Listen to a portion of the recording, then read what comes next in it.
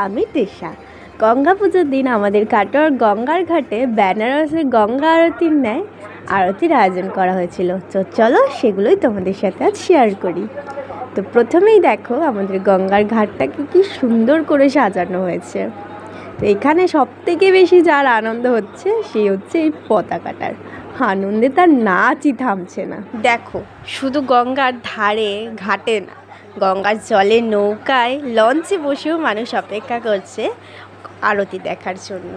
আর এই যে আমরা অপেক্ষা করছিলাম একটু ভিড়ের মধ্যে, তো অধীর আগ্রহর পর শুরু হলো আমাদের সেই মুহূর্ত, যেই মুহূর্ত দেখার জন্য আমরা অধীর আগ্রহে বসেছিলাম।